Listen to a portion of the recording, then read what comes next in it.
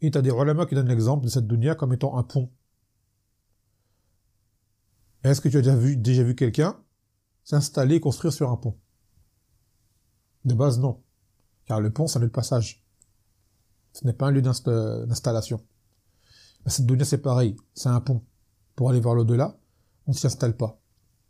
Donc le mu'min, il est toujours en rappel qu'il est ici pour un temps.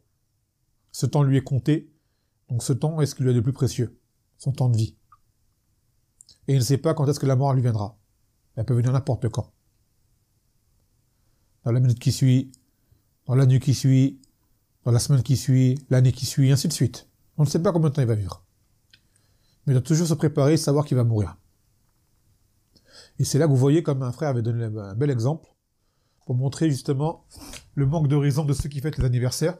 Déjà à la base, c'est pas mashoulour, comme vous le savez. Ça fait pas partie de la coutume des musulmans. Mais tu es en train de fêter une avancée dans le temps qui te rapproche de la mort. Normalement, tu devrais avoir peur. Ça se fait pas, ça. Ça devrait t'inquiéter, te dire, je me rapproche de mon échéance, de mon délai. Et moi, je le fête. Et je fais une fête. Donc, quand on pense à la mort, il est certain que quelqu'un qui fait son anniversaire, ça devrait le calmer un petit peu. Ça veut dire que une année de plus, t'as fait quoi, en fait, concrètement? Les années passées. T'en es où, par rapport à ça?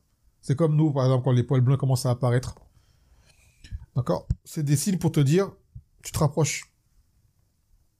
Tu te rapproches au fur et à mesure. Mais ça ne veut rien dire. Tu peux avoir une personne qui est jeune, qui meurt, avoir une personne qui est âgée.